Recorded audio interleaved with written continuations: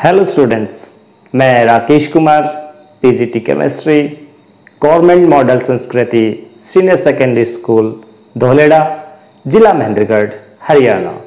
Students, हम अध्ययन कर रहे थे एक बहुत ही महत्वपूर्ण अध्याय धातु और अधातु। इस अध्याय के अंतर्गत हमने अपने पिछले लेक्चर के अंदर ये अध्ययन किया था कि धातुओं के भौतिक गुण क्या होते हैं, धातुएं भौतिक रूप से कैसे दिखाई देती हैं, क्या उनका व्यवहार होता है। उसी क्रम में आगे बढ़ते हुए आज हम अध्ययन करने जा रहे हैं कि धातुओं के रासायनिक गुण क्या होते हैं।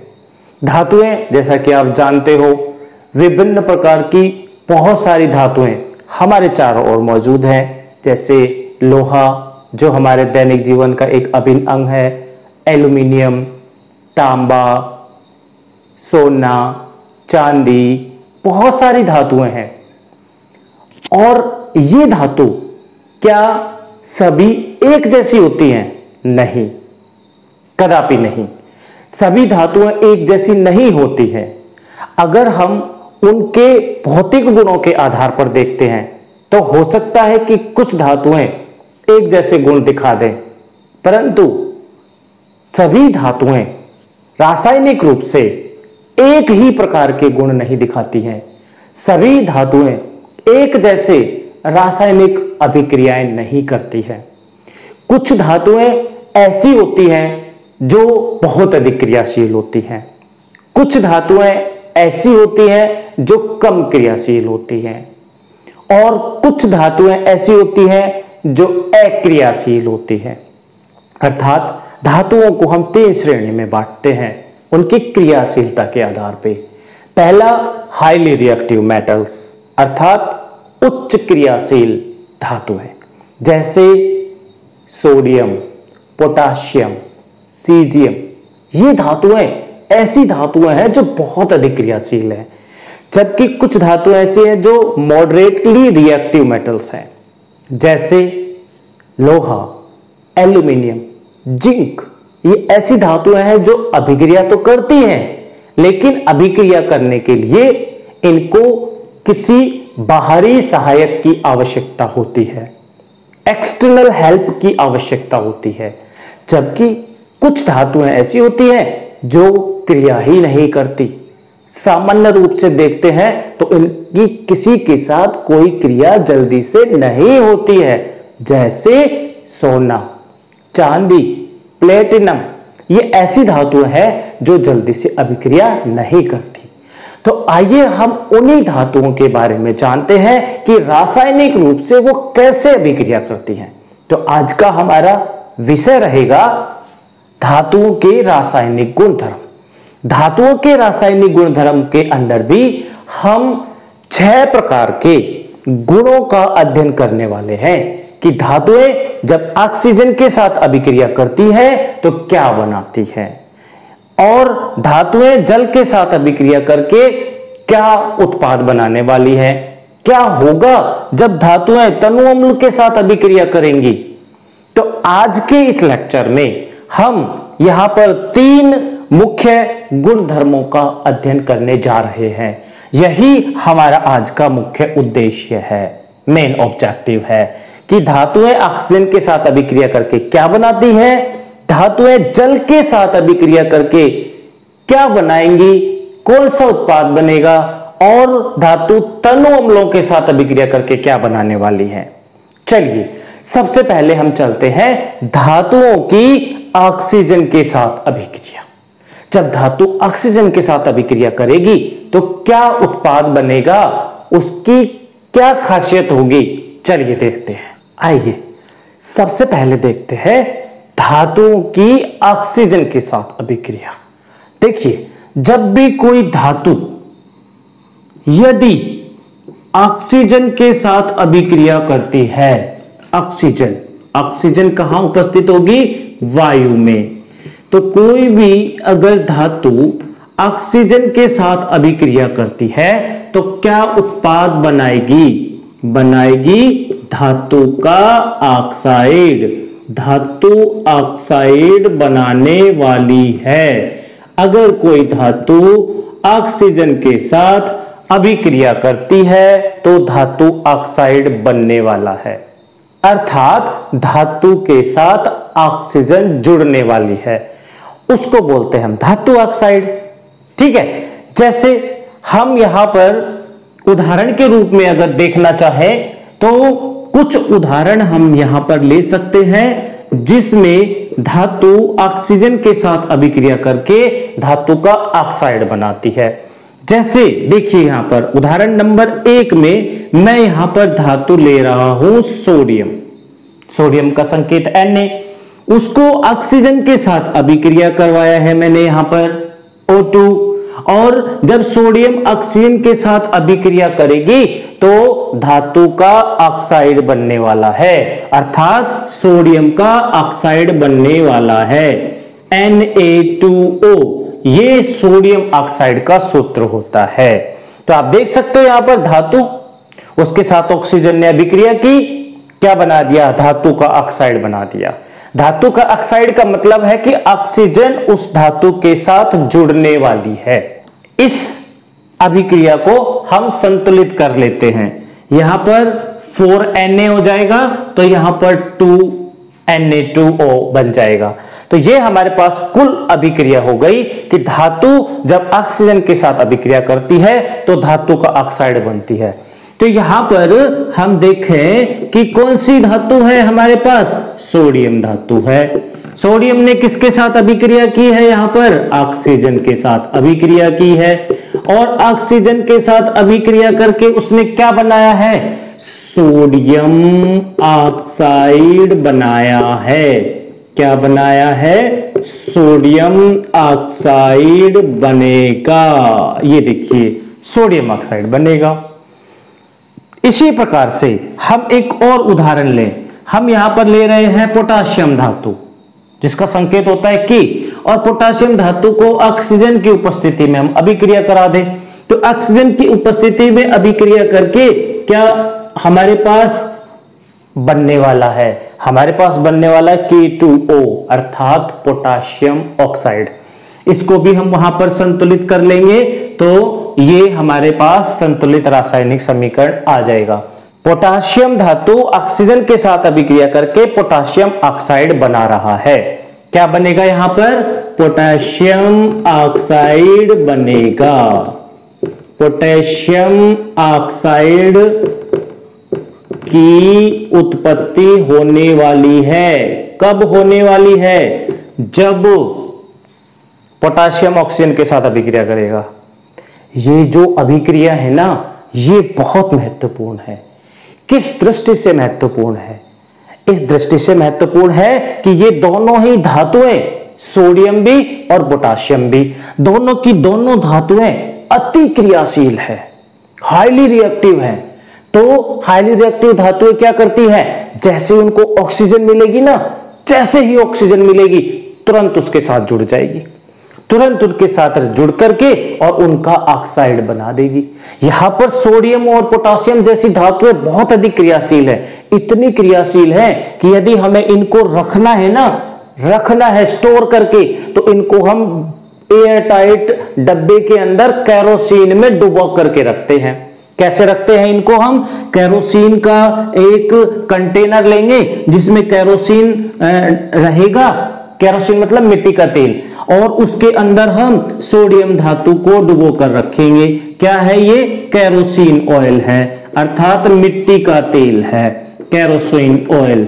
तो सोडियम जैसी धातु है या पोटाशियम जैसी धातु है, उसको सोडियम को या पोटाशियम को केरोसिन ऑयल अर्थात मिट्टी के तेल में डुबोकर रखेंगे और उसको बंद करके रखेंगे। किस लिए, इसलिए ताकि ये कहीं ऑक्सीजन के संपर्क में ना आ जाए, क्योंकि ऑक्सीजन वायु में होगी और जैसे ही सोडियम धातु को बाहर निकालेंगे या किसी दूसरे बर्तन में खुला रख देंगे तो वायु के अंदर जो उपस्थित ऑक्सीजन है ना, उसके साथ वो अभिक्रिया कर जाएगी, और जैसे ही ये ऑक्सीजन इसको मिलेगी तो ऑक्सीजन के साथ अभिक्रिया करके तुरंत सोडियम ऑक्साइड बना देगी। तो इस प्रकार से तो यह जो धातु है ये बहुत अधिक क्रियाशील है। इसलिए एक प्रश्न भी बनता है कि बताइए सोडियम और पोटासियम जैसी धातुओं को मिट्टी के तेल में अर्थात केरोसिन ऑयल में डुबोकर क्यों रखा जाता है? तो आपका वहां पर क्या जवाब होगा कि सोडियम और पोटासियम जैसी जो धातुआं होती हैं अति क्रियाशील होती हैं। जैसे ही वो वायु के संपर्क में आती है, ऑक्सीजन के संपर्क में आती है, जलना शुरू कर देती है, उनके बीच अभिक्रिया शुरू हो जाती है। उस अभिक्रिया से बचाने के लिए धातुओं को जैसे कि सोडियम और पोटासियम है मिट्टी के तेल में डुबो करके रखा जाता है। ठीक है, यहां पर आपको ध्यान रखना है कि धातुएं ऑक्सीजन से अभिक्रिया कर रही है और धातुओं का ऑक्साइड बना रही है। यहां हमने दो उदाहरण देखे अभी तक और दोनों ही उदाहरण अति क्रियाशील धातु के हैं। ठीक है, अब हम कुछ ऐसे उदाहरण भी देखते हैं जिनमें कम क्रियाशील धातुएं हैं और वो ऑक्सीजन के साथ अभिक्रिया कर रही है। तो उनको ऑक्सीजन से अभिक्रिया करवाने के लिए क्या कोई विशेष परिस्थिति हमें देनी पड़ेगी, यह देखना है। आइए देखते हैं। देखिए मेरे पास एक धातु है मैग्नीशियम, Mg, मैग्नीशियम धातु। इस धातु को हम ऑक्सीजन की उपस्थिति में रख दें तो कोई अभिक्रिया नहीं होने वाली। मैग्नीशियम ऑक्सीजन की उपस्थिति में रखी रहे, कोई अभिक्रिया नहीं होगी। क्यों? क्योंकि मैग्नीशियम धातु अति क्रियाशील नहीं है। यह धातु मॉडरेटली रिएक्टिव है अर्थात कम क्रियाशील है। यह ऑक्सीजन से रिएक्शन कर सकती है बशर्ते कि हम कुछ परिस्थिति इसको दें, इससे अभिक्रिया करवाने वाली परिस्थिति हम इसको दें। वो परिस्थिति क्या है? वो परिस्थिति है कि हमें मैग्नीशियम के तार को ऑक्सीजन की उपस्थिति में जलाना पड़ेगा। क्या करना पड़ेगा? जलाना पड़ेगा। जब हम मैग्नीशियम के तार को ऑक्सीजन की उपस्थिति में जला देंगे तो क्या बनेगा? मैग्नीशियम ऑक्साइड बन जाएगा, MgO बनने वाला है। संतुलित कर देंगे अभिक्रिया को तो ये हमारे पास संतुलित अभिक्रिया आ जाएगी।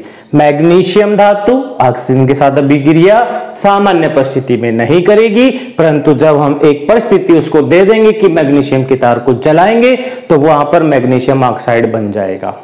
इसी प्रकार से हम एक और उदाहरण ले रहे हैं। यहां पर हम उदाहरण ले रहे हैं एल्यूमिनियम धातु का। एल्यूमिनियम धातु को हम ऑक्सीजन की उपस्थिति में अभिक्रिया करवाएं तो सामान्य परिस्थिति में कोई अभिक्रिया नहीं होने वाली। जब एल्यूमिनियम सामान्य परिस्थिति में ऑक्सीजन के साथ रहेगी तब भी कोई अभिक्रिया नहीं कर रही है, तो फिर क्या करना होगा? इस एल्यूमिनियम को ऑक्सीजन के साथ अगर अभिक्रिया करवाना है तो विशेष परिस्थिति देनी होगी। इस विशेष परिस्थिति में हमें क्या करना है? एल्यूमिनियम को हमें ऑक्सीजन की उपस्थिति में जलाना पड़ेगा। जब हम एल्यूमिनियम को ऑक्सीजन की उपस्थिति में जलाएंगे तो हमारे पास बन जाएगा Al2O3, एल्यूमिनियम का ऑक्साइड बनने वाला है। ठीक है, इसको हम संतुलित कर लेंगे। यहां पर संतुलित करने के बाद हमारे पास एक रासायनिक समीकरण आ जाएगा जिससे हम कह सकते हैं कि एल्यूमिनियम ऑक्साइड की उत्पत्ति होगी। तो इस प्रकार हमने देखा कि अधिक क्रियाशील धातु को तो केवल ऑक्सीजन की उपस्थिति चाहिए, लेकिन जो कम क्रियाशील धातु है उनको ऑक्सीजन की उपस्थिति के साथ साथ कुछ विशेष परिस्थितियां भी चाहिए अभिक्रिया करने के लिए। इनके अलावा भी तीसरे प्रकार की धातुएं जो होती हैं वो होती हैं जो अभिक्रिया ही नहीं करती। आप परिस्थितियां दो उनको तब भी वो अभिक्रिया नहीं करती। जैसे हम यहां पर उदाहरण ले लें गोल्ड का Au, और Au को हम ऑक्सीजन की उपस्थिति में चाहे जलाएं, चाहे गर्म करें, चाहे हम उसको खुला रखें, कोई अभिक्रिया नहीं होगी। यहां पर जो गोल्ड है वो कोई अभिक्रिया नहीं करेगा, कोई अभिक्रिया नहीं होगी, कोई अभिक्रिया नहीं होगी, कोई अभिक्रिया नहीं होने वाली है। यहां पर आप इसकी जगह अगर प्लेटिनम ले लेंगे Pt और उसको ऑक्सीजन के साथ अभिक्रिया करवाने चाहेंगे तो भी वहां पर कोई अभिक्रिया नहीं होगी। आप वहां पर सिल्वर ले लेंगे Ag और ऑक्सीजन की उपस्थिति में अभिक्रिया करवाएंगे तब भी कोई अभिक्रिया नहीं होगी। तो इस प्रकार से आप जो अक्रियाशील धातुएं हैं उनके बारे में स्पष्ट रूप से कह सकते हैं कि अक्रियाशील धातुएं वे धातुएं जो सामान्य परिस्थिति में या अन्य परिस्थितियां देने के बाद भी जल्दी से ऑक्सीजन से अभिक्रिया नहीं करती हैं, जबकि कुछ ऐसी धातुएं जो कम क्रियाशील हैं ऑक्सीजन के साथ अभिक्रिया करके उनके ऑक्साइड बना सकती हैं, बशर्ते कि हम उनको वो परिस्थितियां दें। तो इस प्रकार से आपने देखा कि धातुएं ऑक्सीजन के साथ अभिक्रिया करके धातुओं का ऑक्साइड बनाती हैं। अब देखिए, जो ऑक्साइड होते हैं वो ऑक्साइड भी कई प्रकार के होते हैं। तो यहां पर जो धातु ने अभिक्रिया की है वह कौन सा ऑक्साइड बना रही है? हमारे पास जो ऑक्साइड है वो क्या होते हैं? जब किसी भी तत्व के साथ ऑक्सीजन जुड़ जाए, अभिक्रिया कर जाए तो बनने वाला पदार्थ ऑक्साइड होगा। ठीक है, ऑक्साइड जो होगा वो 4 प्रकार का हो सकता है। कौन कौन सा? नंबर 1 अम्लीय ऑक्साइड। अम्लीय ऑक्साइड ऐसा ऑक्साइड जो जल के साथ मिलकर के अम्ल प्रदान करे। क्या करेगा अम्लीय ऑक्साइड? जल के साथ मिला देंगे तो क्या बना देगा? अम्ल दे देगा। उस ऑक्साइड को हम अम्लीय ऑक्साइड कहेंगे। ये हमारे पास पहला प्रकार है ऑक्साइड का। दूसरा प्रकार जो है हमारे पास ऑक्साइड का वो है क्षारीय ऑक्साइड। क्षारीय ऑक्साइड, क्षारीय ऑक्साइड कौन से होंगे? वो ऑक्साइड क्षारीय होते हैं जो जल के साथ मिलकर के क्षार का उत्पादन करें। जो क्या करें? जिनको हम जल के साथ मिला दें और क्या बना दें? जो क्षार बना दें, बेस बना दें। जो एसिड बना दे वो एसिडिक ऑक्साइड, जो बेस बना दे, क्षार बना दे, वो बेसिक ऑक्साइड अर्थात क्षारीय ऑक्साइड। तीसरा जो होगा हमारे पास प्रकार वो होता है उदासीन ऑक्साइड। उदासीन ऑक्साइड, उदासीन ऑक्साइड कौन से होते हैं? उदासीन ऑक्साइड वो होंगे जो जल के साथ मिलकर ना तो अम्ल बनाए ना क्षार बनाए। उनको हम बोलते हैं न तो अम्ल बनेगा और न ही क्षार बनेगा। उस ऑक्साइड को जो जल के साथ मिला करके ना तो अम्ल बना रहा हो ना क्षार बना रहा हो अर्थात न्यूट्रल हो, उदासीन हो, उस ऑक्साइड को हम उदासीन ऑक्साइड कहते हैं। एक और हमारे पास प्रकार है ऑक्साइड का और वो है नंबर 4। नंबर 4 जो ऑक्साइड का प्रकार है वो है उभयधर्मी ऑक्साइड अर्थात एम्फोटेरिक ऑक्साइड। उभयधर्मी, उभयधर्मी ऑक्साइड कहेंगे उसको। उभयधर्मी ऑक्साइड कौन से होते हैं? उभयधर्मी ऑक्साइड वो ऑक्साइड होते हैं जो जरूरत पड़े तो अम्ल की तरह काम कर जाए, जो जरूरत पड़े तो क्षार की तरह भी काम कर जाए। ऐसे ऑक्साइड जो जरूरत पड़ने पर अम्ल बन जाए और क्षार भी बन जाए, दोनों तरीके से बन करके अपना काम करे, उसको हम बोलते हैं उभयधर्मी ऑक्साइड। ठीक है, तो हमारे पास यहां पर 4 प्रकार के ऑक्साइड हो गए, अम्लीय ऑक्साइड, क्षारीय ऑक्साइड, उदासीन ऑक्साइड और उभयधर्मी ऑक्साइड। अब हम चलते हैं अपने वापस टॉपिक की ओर कि धातु ऑक्सीजन के साथ अभिक्रिया करके धातुओं का ऑक्साइड बनाती है।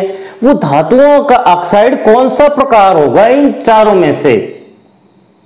देखें कौन सा प्रकार होगा। चलिए देखिए, जब भी हमारे पास धातु ऑक्सीजन के साथ अभिक्रिया करेगी तो सामान्य रूप से अर्थात अधिक कौन से ऑक्साइड का निर्माण करेंगी? क्षारीय ऑक्साइड का निर्माण करने वाली है। धातु जब भी ऑक्सीजन से अभिक्रिया करती है क्षारीय ऑक्साइड बनाती है। कुछ धातुएं ऐसी हैं जो उभयधर्मी ऑक्साइड भी बनाती है। देखते हैं उनके उदाहरण। देखिए, धातु ऑक्साइड कैसी प्रकृति का होगा? क्षारीय प्रकृति का होगा अर्थात क्षारीय ऑक्साइड बनेंगे। देखिए, धातु ऑक्सीजन के साथ अभिक्रिया करेगी तो धातु का ऑक्साइड बनेगा। कैसी प्रकृति होगी? क्षारीय प्रकृति होगी। कुछ धातुओं के उदाहरण हम यहाँ पर लेते हैं। जैसे मैंने लिया था कि सोडियम ऑक्सीजन के साथ अभिक्रिया करता है तो सोडियम का ऑक्साइड बनाता है, Na2 बनता है, Na2O सोडियम ऑक्साइड, जिसकी प्रकृति कैसी है, क्षारीय है। कैसे पता चलेगा कि ये क्षारीय है? इसके प्रकृति को पता करने के लिए हमें क्या करना होगा, इसको जल के साथ मिलाना होगा। और जब मैं Na2O को जल के साथ मिला दूंगा तो यहां पर बनने वाला पदार्थ क्षार होना चाहिए, अर्थात बेस होना चाहिए, और बेस ही बनेगा। क्या बनने वाला है यहां पर, NaOH बनने वाला है। NaOH अर्थात सोडियम हाइड्रोक्साइड, और सोडियम हाइड्रोक्साइड क्या होता है, क्षार होता है। तो देख लीजिए आप कि धातु ने ऑक्सीजन के साथ अभिक्रिया करके धातु का ऑक्साइड बनाया, और धातु के ऑक्साइड की प्रकृति हमें पता करनी कैसी है, तो हमने बताया कि क्षारीय प्रकृति होगी। क्षारीय प्रकृति का हम कैसे पता लगाएंगे, हम उसको जल के साथ मिला देंगे। जो यहाँ पर ऑक्साइड बना उसको जल के साथ मिला दिया तो क्षार बना दिया, सोडियम हाइड्रोक्साइड। और दूसरा उदाहरण देखें हम यहाँ पर, मैंने मैग्नीशियम धातु लिया, मैग्नीशियम धातु को ऑक्सीजन के साथ अभिक्रिया करवाया, क्या बना, मैग्नीशियम ऑक्साइड बना। सीधे सीधे तो अभिक्रिया करेगी नहीं मैग्नीशियम, तो हमको उसको जलाना पड़ता है, जलाने पर ही अभिक्रिया होने वाली है, तो जलाएंगे मैग्नीशियम ऑक्साइड बन गया। अब मैग्नीशियम ऑक्साइड की हमको प्रकृति पता करना है कि कैसी प्रकृति है, किसके साथ जोड़ देंगे इसको, जल के साथ। हम इसको जल के साथ मिला देते हैं मैग्नीशियम ऑक्साइड, और मैंने यहां पर लिखा H2O जल। देखना क्या बनेगा, बनना क्या है, क्षारी बनेगा, MgOH ट्वाइस, मैग्नीशियम हाइड्रोक्साइड बनेगा। और मैग्नीशियम हाइड्रोक्साइड जो बन रहा है ये क्या है, मैग्नीशियम हाइड्रोक्साइड, हाइड्रोक्साइड मतलब इसमें OH है, और जिसमें OH होते हैं, OH आयन होते हैं, जो OH एक्वस आयन दे दे उसको हम क्षार कहते हैं। तो ये यहाँ पर क्षारीय प्रकृति का होगा जो मैग्नीशियम ऑक्साइड है वह, और मैग्नीशियम हाइड्रोक्साइड जैसे क्षार बनाएगा अगर जल के साथ मिला देंगे तो ये स्पष्ट हो गया होगा आपको कि धातु ऑक्सीजन के साथ अभिक्रिया करके और क्षारीय धातु ऑक्साइड बनाएंगे। एक दो धातुएं ऐसी भी है जो उभयधर्मी ऑक्साइड बनाते हैं, उनके उदाहरण देखें। चलिए देखिए, यहां पर हम उदाहरण ले रहे हैं एक धातु एल्यूमिनियम का। एल्यूमिनियम एक धातु होती है, इसको हम अभिक्रिया करा दे ऑक्सीजन के साथ, O2 के साथ, तो ये क्या बनाने वाला है, ये बनाने वाला है Al2O3, यह बनने वाला है। इसको हम जरा संतुलित कर लेते हैं, और संतुलित करने के बाद हमारे पास समीकरण आ जाएगा। एल्यूमिनियम ऑक्सीजन के साथ सीधे सीधे तो अभिक्रिया करेगा नहीं, तो हमें क्या करना पड़ेगा, हमें उसको जलाना पड़ेगा। जलाने के बाद यहां पे बन गया है एल्यूमिनियम ऑक्साइड। ये जो एल्यूमिनियम ऑक्साइड बना है ना, इसकी प्रकृति पता है कैसी है, उभयधर्मी। उभयधर्मी बताया भी कि जो अम्ल की तरह और क्षार की तरह जो ऑक्साइड व्यवहार कर दे, जरूरत पड़े तो अम्ल बन जाए, जरूरत पड़े तो क्षार बन जाए, ऐसा ऑक्साइड उभयधर्मी ऑक्साइड कहलाता है। चलिए देख ले कैसे ये अम्ल की तरह व्यवहार करने वाला है और कैसे ये क्षार की तरह व्यवहार करने वाला है। यहां पर हम इसके व्यवहार को ही देख लेते हैं जरा। तो मैं यहां पर ले रहा हूं Al2O3, एल्यूमिनियम ऑक्साइड लिया मैंने, मुझे नहीं पता कि कैसी प्रकृति दिखाएगा, लेकिन जब मैं इसके साथ दूसरा यहां पर यौगिक है उसको लूंगा तो मैं इसके व्यवहार को बता पाऊंगा कि कैसा व्यवहार करने वाला है। उदाहरण के लिए मैं यहां पर HCl ले लेता हूं। HCl, अब यहां पर क्या है, HCl होता है अम्ल, है ना, अम्ल। तो यहां पर अगर ये एल्यूमिनियम ऑक्साइड क्षारीय प्रकृति दिखाएगा तो क्षार और अम्ल मिलकर के यहां पर लवण और जल बना देंगे। तो हमें देखना है कि क्या वहां लवण और जल बनता है, तो वहां पर ये क्षार की तरह व्यवहार कर रहा है, नहीं तो नहीं कर रहा है। ठीक है, चलो हम यहां पर इसका अभिक्रिया देख लेते हैं क्या होगा। एल्यूमिनियम ऑक्साइड जब हाइड्रोक्लोरिक अम्ल के साथ अभिक्रिया करेगा तो एल्यूमिनियम क्लोराइड बना देगा, AlCl3 बन जाएगा एल्यूमिनियम क्लोराइड। ठीक है, एल्यूमिनियम क्लोराइड AlCl3, और क्या बनेगा, और बनेगा वाटर H2O। ये क्या है, एल्यूमिनियम क्लोराइड क्या है, लवण है और जल, तो यहां पर तो भाई वही बन गया, लवण और जल बन गया। और अम्ल लवण और जल कब बनाते हैं, जब किसी क्षार के साथ अभिक्रिया करते हैं। है कि नहीं। तो यहां पर ये जो Al2O3 है वो किस प्रकार से व्यवहार कर रहा है, वो एक क्षार की भांति कार्य कर रहा है यहां पर, और HCl अम्ल के साथ अभिक्रिया कर रहा है। अम्ल जब किसी क्षार के साथ अभिक्रिया करता है तो क्या बनता है, लवण और जल। यदि ऐसा हुआ तो वह अभिक्रिया उदासीनीकरण अभिक्रिया कहलाती है। क्या बोलते हैं उस अभिक्रिया को, उदासीनीकरण अभिक्रिया, अर्थात न्यूट्रलाइजेशन रिएक्शन, उदासीनीकरण अभिक्रिया। तो यह उदासीनीकरण अभिक्रिया हो गई, यहां पर लवण और जल बन गया। वो कब बनता है, जब कोई अम्ल किसी क्षार के साथ अभिक्रिया करता है तो क्या बनाता है, लवण बनाता है और जल बनाता है। लवण और जल अगर बना दिए तो अभिक्रिया का नाम है उदासीनीकरण। यहां पर Al2O3 क्षार की भांति कार्य करेगा, HCl अम्ल के साथ अभिक्रिया करके लवण और जल बना रहा है। तो कहने का मतलब है कि Al2O3 क्षार की भांति कार्य कर रहा है, क्षारीय ऑक्साइड है। ठीक है, एक और अभिक्रिया हम देखें एल्यूमिनियम ऑक्साइड की। इस बार हम यहां पर ले रहे हैं Al2O3 के साथ NaOH। आपको पता है NaOH क्या है, क्षार है, क्षार, सोडियम हाइड्रोक्साइड। तो हमने यहां पर एल्यूमिनियम ऑक्साइड को क्षार के साथ अभिक्रिया करवाया।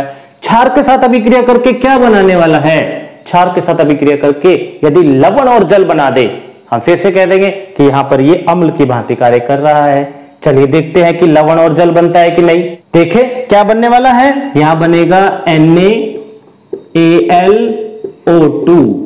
NaAlO2 सोडियम मेटाएल्यूमिनेट, जो कि क्या होगा, लवण, बोलेंगे इसको साल्ट है ये सोडियम का। ठीक है, और साथ में क्या बनने वाला है, H2O बनने वाला है। ठीक है, तो यहां पर हम देख पा रहे हैं कि एल्यूमिनियम ऑक्साइड जो है वो क्षार के साथ अभिक्रिया करके लवण बना रहा है और जल बना रहा है। तो खुद कैसा व्यवहार कर रहा है, खुद वो व्यवहार कर रहा है एक अम्ल का, अम्ल की तरह काम कर रहा है, क्योंकि अम्ल ही जब क्षार के साथ अभिक्रिया करते हैं तो लवण और जल का निर्माण करते हैं। तो यहां पर एल्यूमिनियम ऑक्साइड एक अम्ल की भांति कार्य कर रहा है, क्षार के साथ अभिक्रिया करके लवण और जल बना रहा है सोडियम एल्यूमिनेट और जल, वाटर। ठीक है, तो इस प्रकार से यहां पर एल्यूमिनियम ऑक्साइड ने क्षार की भांति कार्य किया और एल्यूमिनियम ऑक्साइड ने अम्ल की भांति भी कार्य किया। दोनों का नेचर वो दिखा रहा है, दोनों की प्रकृति उसके अंदर है। और ऐसा कोई भी ऑक्साइड जो दोनों की भांति कार्य करे उसको हम उभयधर्मी ऑक्साइड कहते हैं। तो एल्यूमिनियम ऑक्साइड उभयधर्मी ऑक्साइड है, समझ आ गया। चलिए, तो कुल मिलाकर के धातु ऑक्साइड कितने प्रकार के होंगे, दो प्रकार के होंगे। ज्यादातर तो बनेंगे क्षारीय ऑक्साइड, परंतु कुछ धातुएं ऐसी जैसे कि एक तो एल्यूमिनियम ही हो गई है और दूसरा जिंक हो गई है, ये धातुएं ऐसी हैं जो उभयधर्मी ऑक्साइड का निर्माण करेंगी, उभयधर्मी ऑक्साइड बनाती हैं। तो आपसे पूछ लिया जाए कि उभयधर्मी ऑक्साइड क्या होते हैं, आप बताएंगे उभयधर्मी ऑक्साइड वो ऑक्साइड होते हैं जो अम्ल की तरह और क्षार की तरह व्यवहार करते हैं, उनको हम उभयधर्मी ऑक्साइड कहते हैं। आपसे दो उदाहरण पूछें तो आप बता देंगे एक एल्यूमिनियम है और एक जिंक है। ये इनके जो ऑक्साइड बनाएंगे वो अम्लीय प्रकृति भी दिखाएंगे और वो क्षारीय प्रकृति भी दिखाएंगे। दोनों ही प्रकृति इन दोनों के अंदर होने वाली है, एल्यूमिनियम में भी और जिंक में भी। एल्यूमिनियम का उदाहरण हम देख चुके हैं। ठीक है, तो ये था हमारा कि धातुएं जब ऑक्सीजन के साथ अभिक्रिया करती हैं तो क्या बनाती हैं। दूसरा हमारा आज का उद्देश्य है दूसरा गुणधर्म, और वो है धातुओं की जल के साथ अभिक्रिया। चलिए देखते हैं। दूसरा हमारा गुणधर्म है धातुओं की जल के साथ अभिक्रिया। धातुएं जब जल के साथ अभिक्रिया करती हैं तो क्या बनाती है, धातुओं का हाइड्रोक्साइड बनाती है। क्या बनेगा, धातु हाइड्रोक्साइड बनेगा, धातु हाइड्रोक्साइड बनेगा। हाइड्रोक्साइड साथ में एक आवश्यक गैस और बनेगी, वह गैस कौन सी होगी, हाइड्रोजन गैस होगी। याद रखना पड़ेगा आपको, धातुएं जल के साथ अभिक्रिया करके धातुओं का ऑक्साइड या हाइड्रोक्साइड बनाएंगे। ज्यादातर धातुएं, अगर जल हमारे पास ठंडा है, याद रखिए आप, जल अगर ठंडा है तो बनने वाला है धातु का हाइड्रोक्साइड, साथ में हाइड्रोजन। ठीक है, पर यदि हमारे पास धातु है और हमने वहां पे ठंडे जल की बजाय गर्म जल ले लिया, गर्म जल मतलब स्टीम ले ली हमने, वहां पर भाप जिसको कहते हैं, भाप, स्टीम, वो ले ली, उसके साथ हम अगर अभिक्रिया करवा रहे हैं तो वहां पर धातु का ऑक्साइड बनने वाला है, धातु का ऑक्साइड बनेगा, साथ में गैस वही निकलने वाली है। कौन सी गैस निकलेगी? हाइड्रोजन गैस निकलेगी। कौन सी गैस आने वाली है? हाइड्रोजन गैस आने वाली है। हाइड्रोजन गैस की क्या पहचान है? हाइड्रोजन गैस को जब आप साबुन के बबल्स बना करके हवा में उड़ाएंगे और उसके पास बर्निंग मैस्टिक अर्थात जलती हुई तिल्ली ले जाएंगे तो वह बबल पॉप साउंड के साथ जल जाएगा, छोटा सा स्मॉल विस्फोट होगा, एक्सप्लोजन होगा, तो वहां हमें पता चलेगा कि हाइड्रोजन गैस है। ठीक है, अब हम इन दोनों के उदाहरण देख लेते हैं कि धातु यदि ठंडे जल के साथ अभिक्रिया कर रही है, सामान्य जल के साथ अभिक्रिया कर रही है, तो धातु का हाइड्रोक्साइड बनाती है। एक उदाहरण लेते हैं हम यहां पर, सोडियम मैंने धातु ली है, जल के साथ मैं इसको अभिक्रिया करवा देता हूं। जल की प्रकृति कैसी है कि वो ठंडा रहेगा यहां पर, ठीक है, और हम यहां पर ठंडा जल ले रहे हैं। ठंडे जल के साथ जब मैं सोडियम धातु को अभिक्रिया करवाऊंगा तो सोडियम धातु तो वैसे ही बहुत ज्यादा क्रियाशील है, जल में डालते ही तो वो जलने लग जाएगा। जलने पर क्या बनाने वाला है? जलने पर बनेगा हाइड्रोक्साइड। किसका? सोडियम का, सोडियम हाइड्रोक्साइड। सोडियम हाइड्रोक्साइड का फॉर्मूला क्या होता है? NaOH होता है। और क्या बनने वाला है? इंपॉर्टेंट गैस, कौन सी? हाइड्रोजन। तो यहां पर हाइड्रोजन गैस भी बनने वाली है साथ में। ये देखिए, सोडियम धातु ठंडे जल के साथ अभिक्रिया कर रही है, सोडियम हाइड्रोक्साइड बना रही है और साथ में हाइड्रोजन गैस निकल रही है। ठीक है, यह ध्यान रखिए कि यहां पर जो मैं अभिक्रिया लिख रहा हूं उनमें कुछ असंतुलित अभिक्रियाएं हो सकती है, उनको संतुलित करना आप लोगों ने सीख लिया है। तो आपको जो अभिक्रिया यहां उदाहरण दिए जा रहे हैं वो अपने लेवल पे संतुलित कर लेनी है। ठीक है, चलिए एक और उदाहरण मैं ले लेता हूं यहां पर, इसी प्रकार का जो ठंडे जल के साथ अभिक्रिया करेगा। जैसे सोडियम के साथ पोटाशियम होता है, पोटाशियम भी बहुत ज्यादा अधिक क्रियाशील धातु है, तो ये भी क्या करेगा? ठंडे जल के साथ अभिक्रिया करके और पोटाशियम का हाइड्रोक्साइड बना देगा। पोटाशियम हाइड्रोक्साइड, पोटाशियम हाइड्रोक्साइड का सूत्र क्या होता है? KOH, और साथ में हाइड्रोजन गैस बनेगी। ये अभिक्रिया होने वाली है, देखिए KOH बनेगा। तो यहां पर हाइड्रोक्साइड का निर्माण हो रहा है, साथ में हाइड्रोजन गैस बन रही है। एक बात और मैं यहां बात बता दूं कि सोडियम या पोटाशियम जो भी धातुएं हैं जो ठंडे जल के साथ अभिक्रिया कर रही हैं, वो इन उत्पादों के साथ अर्थात क्षार और हाइड्रोजन, इन उत्पादों के साथ अर्थात धातु के हाइड्रोक्साइड के साथ हाइड्रोजन और हाइड्रोजन के साथ ऊष्मा भी निकालती है, तो यहां पर ऊष्मा भी बनने वाली है। तो इस प्रकार से ये जो अभिक्रिया हो गई है ऊष्माक्षेपी अभिक्रिया भी कही जा सकती है, क्योंकि इनमें ऊष्मा निकल रही है। ठीक है, तो ये हमारे पास धातुओं की ठंडे जल के साथ अभिक्रिया के उदाहरण है। इसको आप ऐसे भी समझ सकते हो कि जब धातुएं जो अधिक क्रियाशील है वो जल के साथ अभिक्रिया करके धातुओं का हाइड्रोक्साइड बनाती है, लेकिन जो कम क्रियाशील धातुएं हैं उनको हमें क्या करवाना पड़ेगा? उनको हमें जल को स्टीम के रूप में अर्थात भाप के रूप में बदल के अभिक्रिया कराना पड़ेगा। या तो जल को गर्म करना पड़ेगा, भाप बनाना पड़ेगा, फिर कम क्रियाशील धातु के साथ अभिक्रिया होगी, या धातु को ही हमें गर्म करना पड़ेगा बहुत ज्यादा, फिर उसके ऊपर जल डालना पड़ेगा, तो अभिक्रिया हो जाएगी। तो यहां पर हम कम क्रियाशील धातु अगर लेंगे तो स्टीम के साथ अभिक्रिया होगी, बनेगा क्या? धातु का ऑक्साइड बनेगा। और अगर हमने धातु क्रियाशील ले ली है तो वो जल के साथ अभिक्रिया करके सीधे सीधे हाइड्रोक्साइड बनाने वाली है। ठीक है, चलिए अब हम इसका उदाहरण और देख लें कि धातु स्टीम के साथ अर्थात गर्म जल के साथ अभिक्रिया करके, भाप के साथ अभिक्रिया करके धातु का ऑक्साइड कैसे बनाएगी। चलिए देखिए, मैं यहां पर जिंक धातु ले लेता हूं। जिंक जो धातु है वह कैसी धातु है? कम क्रियाशील धातु है।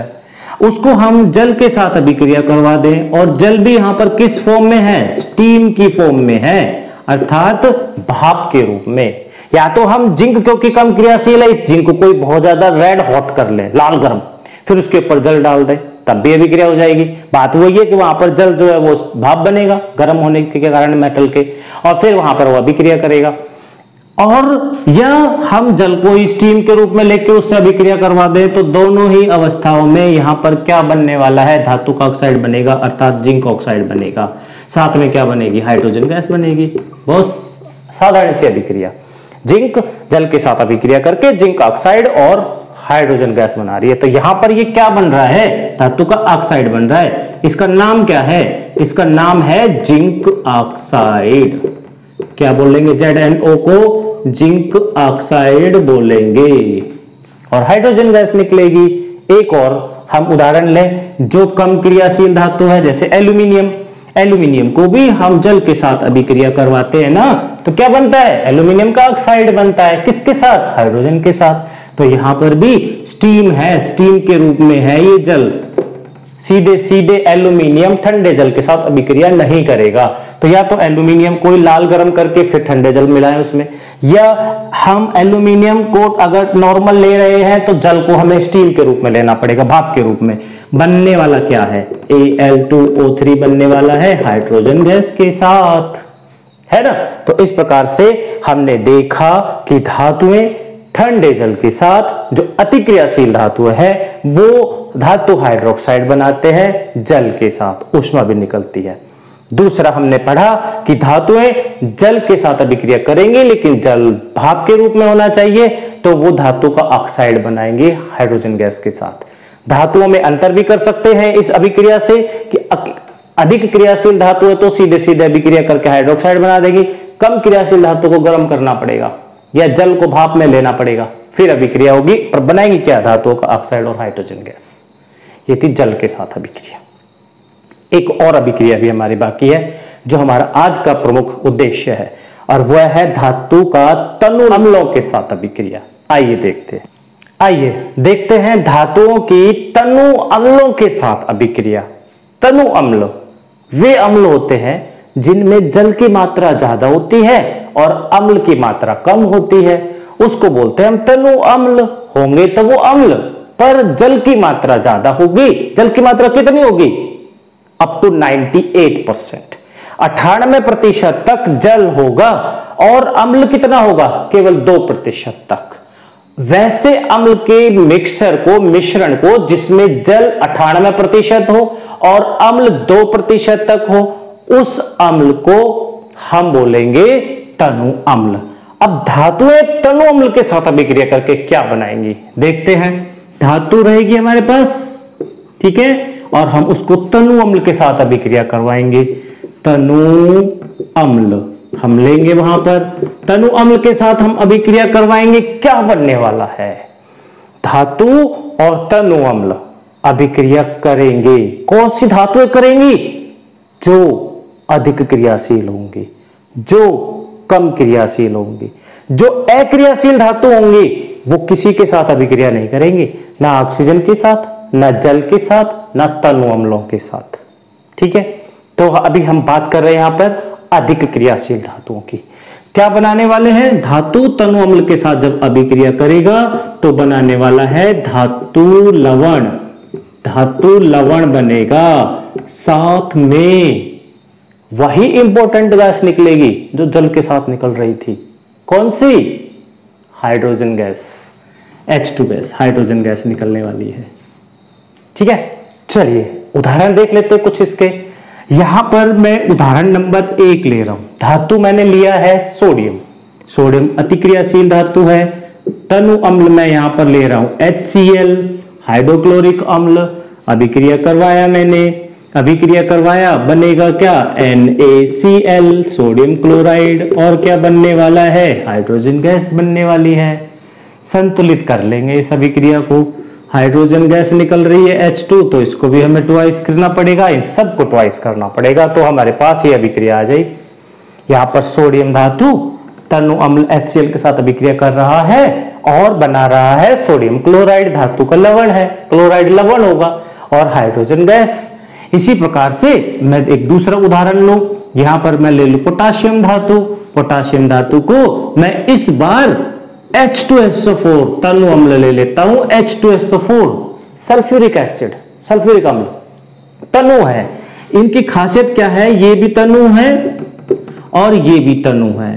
तनु को इंग्लिश में हम बोलते हैं डाइल्यूट।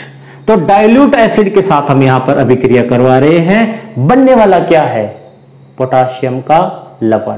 पोटाशियम का लवण मतलब कैसे अभिक्रिया होगी, ये पोटाशियम अधिक क्रियाशील धातु है हाइड्रोजन की तुलना में, तो ये जाएगा यहां से, इस हाइड्रोजन को हटाने वाला है, डिस्प्लेस करने वाला है, विस्थापित करने वाला है। तो ये गया यहां से, इसको विस्थापित कर दिया, इसको विस्थापित करते ही खुद यहां आ गया, क्या बना K2SO4 प्लस में हाइड्रोजन गैस, ये गैस यहां से विस्थापित हो गई है। ऐसा ही कुछ इसके अंदर भी हुआ था, ये सोडियम धातु गई यहां से और हाइड्रोजन को हटा दिया, क्योंकि सोडियम हाइड्रोजन से अधिक क्रियाशील है। तो सोडियम जाएगी, इस हाइड्रोजन को यहां से हटा देगी, ये हाइड्रोजन यहां से निकली H2 और बन क्या गया, Na इसकी जगह आ गया और NaCl, ये रहा देखिए NaCl, है ना। और भी उदाहरण ले लो, आप चाहे ले लो, देखते हैं कैसे। देखिए यहां पर मैं उदाहरण ले रहा हूं जिंक का, जिंक धातु ली मैंने और जिंक धातु को मैं H2SO4 के साथ रिएक्शन करवा दूं, H2SO4 कैसा है, यहां पर डाइल्यूट है अर्थात तनु अम्ल है यहां पर। इसके साथ जैसे मैं इसको अभिक्रिया करवाऊंगा, जिंक जो धातु है ना, जल के साथ भी और H2SO4 के साथ भी अभिक्रिया करेगा। जल में भी H2O होता है, तो ये जिंक जाता है, इस हाइड्रोजन को हटा देता है, हाइड्रोजन को हटा करके जिंक ऑक्साइड बना देता है, पढ़ा था भी हमने। और यहां पर भी क्या करेगा, जिंक जो है इस हाइड्रोजन को यहां से जाएगा, हटा देगा, खुद जुड़ जाएगा हाइड्रोजन की जगह जाकर के, हाइड्रोजन को हटा देगा। हाइड्रोजन को हटाते ही क्या बन जाएगा, जिंक है और क्या जुड़ा हुआ उसके साथ, SO4 जुड़ा हुआ है, तो ZnSO4 और हाइड्रोजन अलग से निकलती है, ठीक है ना। तो यहां पर भी कुछ ऐसा ही होने वाला है, ये भी इसके साथ हाइड्रोजन गैस निकालेगा। तो आप कोई भी धातु ले रहे हैं ना और ऐसे किसी भी यौगिक से अभिक्रिया करवा रहे हैं जिनमें हाइड्रोजन मौजूद है, तो वो उनमें से अगर ऐसी धातु है कि जो हाइड्रोजन से अधिक क्रियाशील है, तो हाइड्रोजन को वहां से हटाने वाली है। सीधा सा याद रखना आप। जल होता है उसमें भी हाइड्रोजन होता है, H2O प्रेजेंट है। अम्ल ले रहे हैं हम तनु अम्ल, इनमें भी हाइड्रोजन है, इनमें से भी हाइड्रोजन को हटा देंगे। कौन सी धातु हटाएंगे ये ध्यान रखना है, कौन सी धातु हटाएंगे, जो हाइड्रोजन से अधिक क्रियाशील धातु है वही हटाएगी, कम क्रियाशील नहीं हटाएगी। अगर मैं यहां पर एक उदाहरण ले लूं, किसका, सिल्वर का ले लिया मैंने या गोल्ड का ले लिया, चलो गोल्ड का ले लिया, सोने का, सोने को मैं HCl में डाल दूं, हाइड्रोक्लोरिक अम्ल में, ये तनु है यहां पर डाइल्यूटेड है, ठीक है। तो इनके साथ क्या अभिक्रिया होगी, बिल्कुल नहीं होगी। क्यों, क्योंकि जो गोल्ड है ना वो जाके इस हाइड्रोजन को यहां से विस्थापित नहीं कर सकता। गोल्ड जो Au है वो हाइड्रोजन से कम क्रियाशील है, वहां से हटा नहीं पाएगा, उसको नहीं हटा पाएगा। तो हम इसका आंसर क्या लिखने वाले हैं, नो रिएक्शन, कोई अभिक्रिया नहीं होगी। तो गोल्ड है, सिल्वर है, प्लेटिनम है, ये धातुएं तनु अम्लों के साथ और जल के साथ अभिक्रिया नहीं करेंगी, कारण कि तनु अम्ल और जल में से ये हाइड्रोजन का विस्थापन नहीं कर सकती। ठीक है, ये हमारे पास था तनु अम्लों के साथ अभिक्रिया।